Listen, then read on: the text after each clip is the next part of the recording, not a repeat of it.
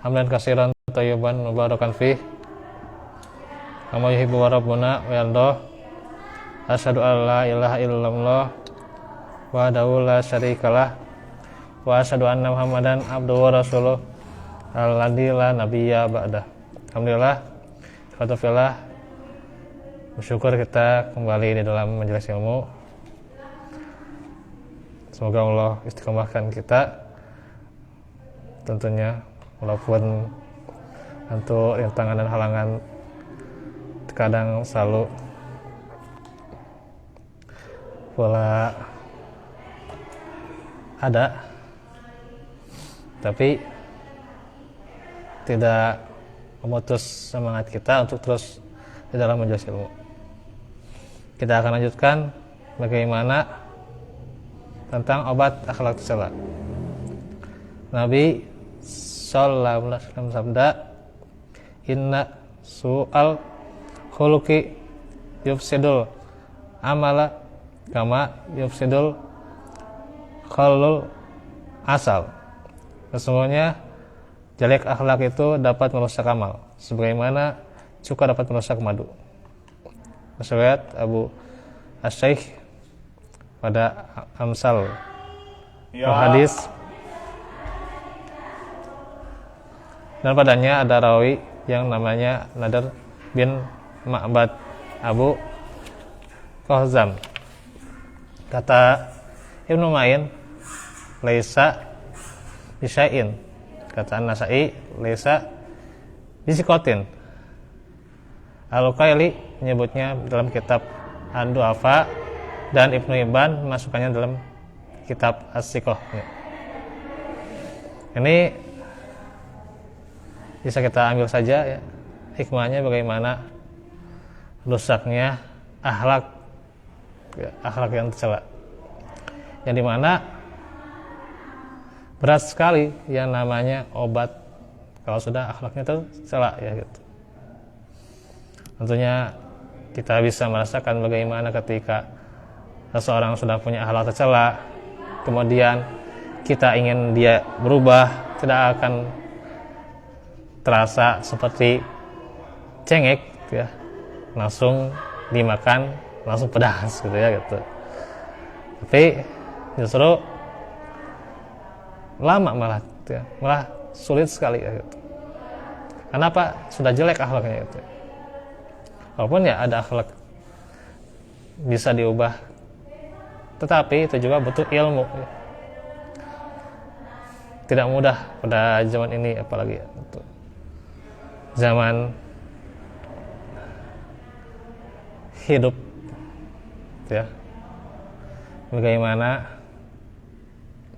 zaman elit ya itu,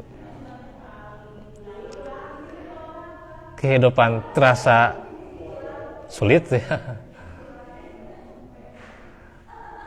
teknologi semakin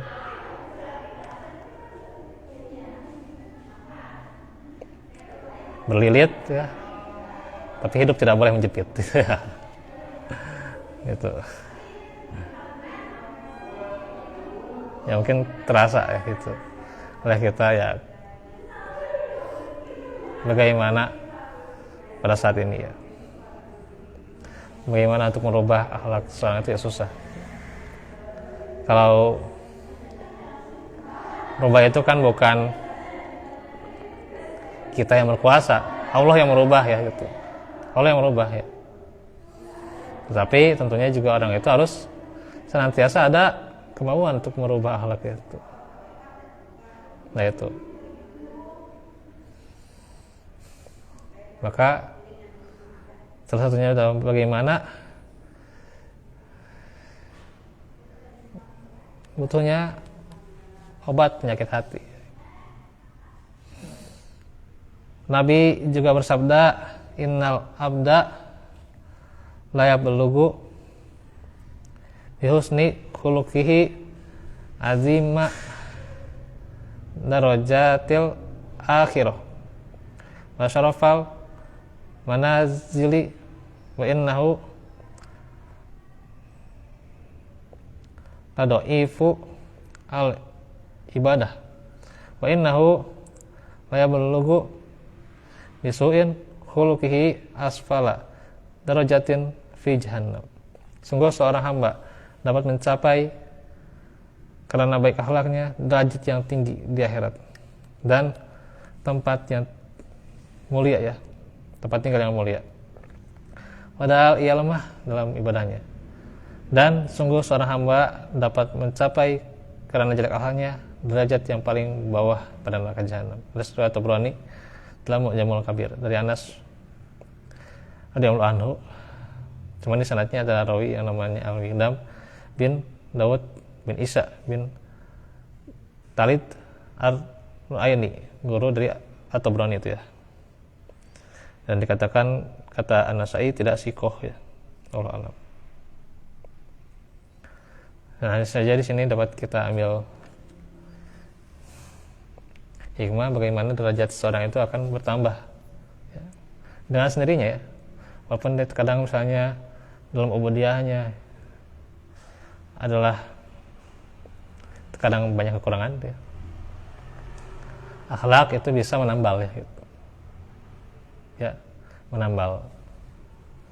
Ya tentunya kalau ubudiyahnya bagus ya akhlaknya lebih bagus lagi ya gitu. Jangan berkata saya yang penting baik, orangnya baik, akhlaknya baik, terus biarinlah gitu nggak sholat, nah itu nggak nyambung juga. Ubudiyahnya nggak benar itu ya gitu. Gitu. Penting saya akhlaknya baik, orang baik gitu ya.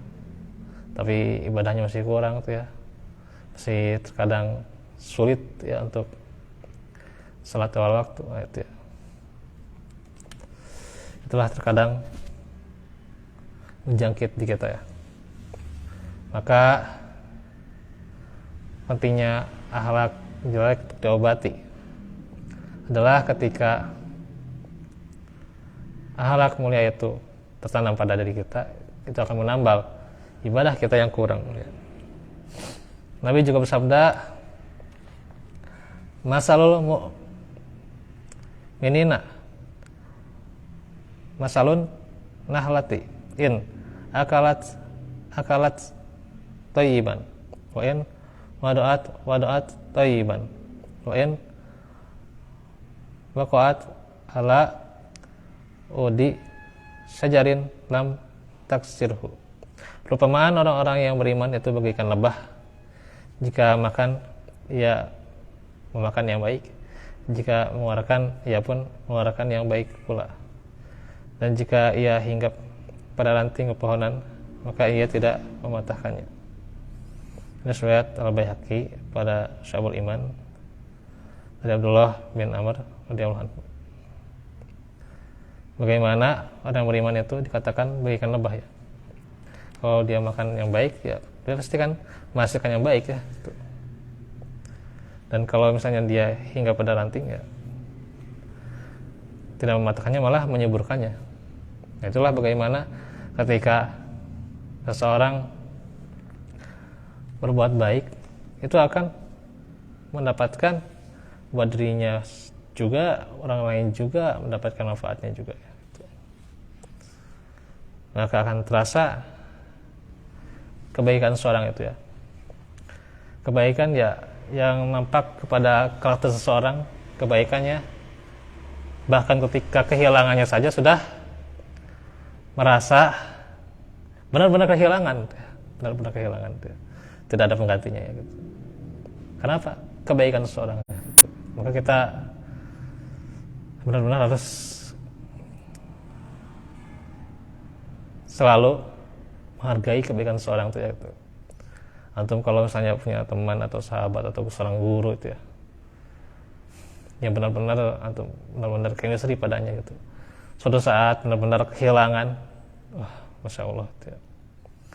Saya saja kehilangan teman saya itu ya, yang juga dia mengajarkan segala sesuatu ya kepada saya itu ya.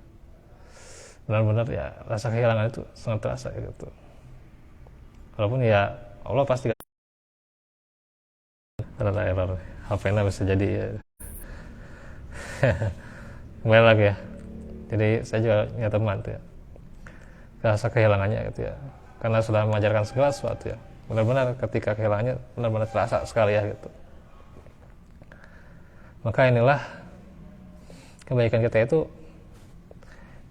jangan hanya jadi kenangan ya gitu. Saya katakan jangan hanya jadi kenangan, tapi jadilah pemberat timbangan ya gitu. Suatu saat di akhirat nanti bisa jadi kita yang dibela ya oleh orang-orang yang kita beri manfaat pada mereka ya. Karena ya kalau dikatakan amal ya tidak seberapa lah gitu ya, tapi ketika orang-orang itu merasakan kebaikan kita, maka dia akan jadi pembela untuk kita ya gitu. Jangan kan di akhirat ya, jangan di akhirat ya, di dunia saja sudah merasa ya gitu. Beberapa mungkin yang keluar itu ya, mungkin dari sini juga atau dari mana itu ya, dikatakan seorang murid ya gitu. Bapak kenapa keluar itu ya, kenapa itu, kapan ngajar lagi kan, terasa sekali itu di dunia itu ya, aduh sedih itu ya. Insyaallah itu memang saya juga mengalami berapa kali itu yang demikian tuh ya, sedih ketika meninggal mereka memang karena amanah dari Allah alam itu, dan juga karena ujian dari Allah juga ya. Tapi ya itulah harus kita hadapi ya, tidak bisa kita nolak takdir ya gitu. Tapi bagaimana kita terus menyebarkan kebaikan-kebaikan itu, nantinya kita akan terasa ya, bagi orang banyak ya gitu. 2 hadis lagi mungkin ya. Nabi bersabda juga, mamin dan bin a'zamu indallahi azza wajal min su'il khuluqi wadalika anna sahibatu la yakhruju min danbin illa waqa'a fi danbin. Tidak ada dosa yang lebih besar di sisi Allah azza wajalla daripada jeleknya akhlak. Demikian itu karena pemiliknya tidak keluar dari suatu dosa kecuali jatuh pada dosa yang lain. Hadis riwayat Al-Asbahani dari Maimun bin Mihran, dan pada sanadnya ada rawi yang tidak disebut namanya, tapi itu penduduk jazirah ya. Nah ini dijelaskan bagaimana dosa yang besar ketika seorang itu jelek akhlak ya gitu. Nah juga hadis itu doa ya yang bisa kita amalkan untuk jauh dari akhlak ya. Allahumma janibni munkaratil akhlak wal ahwa wal a'mal wal adwa. Paling itu ya, ya diputar aja rekamannya berapa kali itu gitu. Allahumma janibni munkaratil akhlaqi wal ahwa wal a'mal wal adwa. Ya Allah, jauhkanlah diriku dari akhlak-akhlak jelek, kemauan-kemauan jelek, perbuatan-perbuatan jelek, dan penyakit-penyakit jelek. Ada Syed Al-Hakim dari Sadrok ya, dari Zaid bin Ulaqah dari pamannya ya.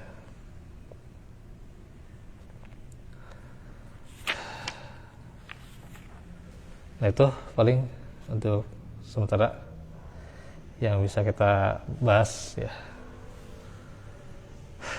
Ikhwatu fillah, doakan saja ya, doakan saja ya, untuk bukan hanya untuk saya, bukan untuk pribadi ya, karena memang saya juga sedang diuji itu ya. Ya mungkin yang saya kasih tahu mau tahu ujian yang sedang saya saat ini dapatkan ya itu. Tapi ya bagaimana dapat pelajaran, kita harus lebih bertawakal, serah diri kepada Allah ya gitu. Karena itulah ujian pada diri kita.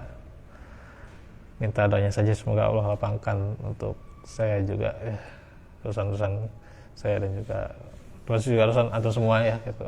Saya doakan juga ya. Allah mudahkan dan juga Allah berikan ganti yang lebih baik ya. Begitu juga untuk antum sekalian yang misalnya kehilangan tuh ya gitu. Ya kalau misalnya sebenarnya nggak seberapa ya gitu.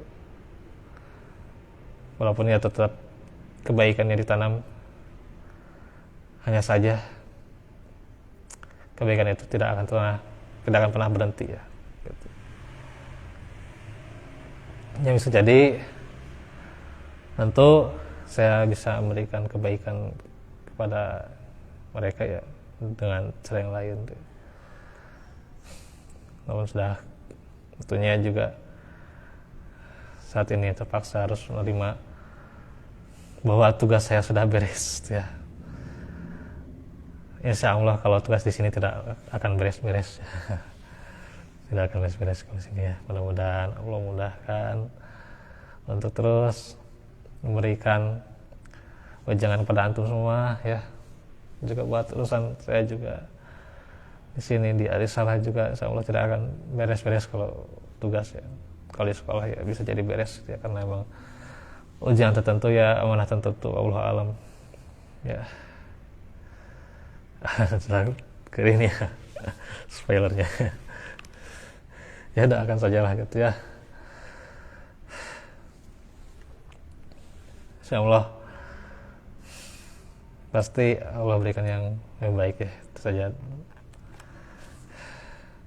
Dan tentunya juga kita saling menguatkan ya gitu, saling menguatkan ya, bukan artinya ketika seorang curhat akan sesuatu ya, bukan artinya dia seakan-akan dia butuh, ingin minjem duit, ingin